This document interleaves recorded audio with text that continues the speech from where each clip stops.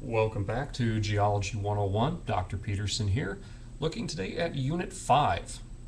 Unit 5 is kind of a continuation off of Unit 4, where we introduced igneous rocks and plutonic and igneous settings for how we take magma and turn it into a rock.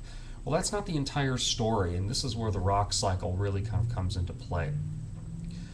Most of the rocks that actually compose up the surface of the Earth are sedimentary, meaning they are composed of small sediments. We take an igneous rock or any pre-existing rock and we crush it down and break it down into small pieces. Those pieces can be transported by wind or water and deposited into environments we call basins or depositional settings, such as rivers or lakes or deserts, so on. Over time, these sediments get compacted down together and produce sedimentary rocks, producing things like shale, made of very, very fine, thin layers of silt and clay, and sometimes are more massive sandstones like this, where we actually have larger grains of things like quartz.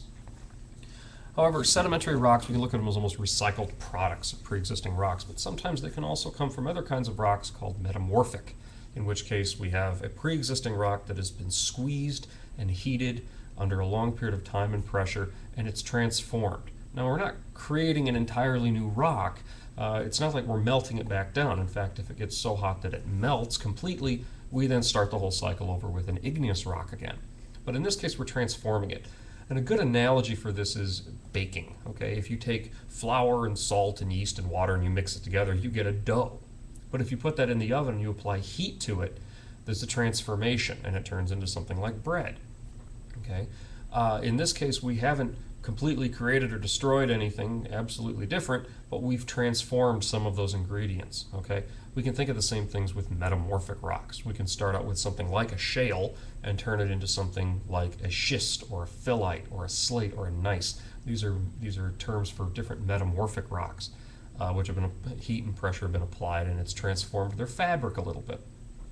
So we're going to look at readings 6 for Chapter 6, Chapters 15, Chapter 7, and Chapter 8, which is on weathering and soil, mass wasting and the work of gravity, sedimentary rocks, and metamorphism and metamorphic rocks. You also have an assignment this time looking at sedimentary rocks and metamorphic rocks, similar to what we did with the igneous ones. And also going to be looking at videos 15, 16, 17, and 18, weathering and soils, mass wasting, sedimentary rocks, which are keys to past environments, and metamorphic rocks themselves.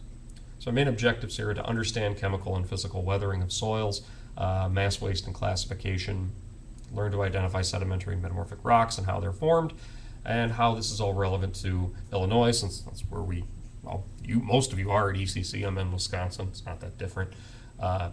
How we get thousands and thousands of feet of sedimentary rock in areas where we don't normally think of them producing that much sediment. All of these materials will be due on April 29th, and that concludes the instructions for Unit 5. Until next time, have fun.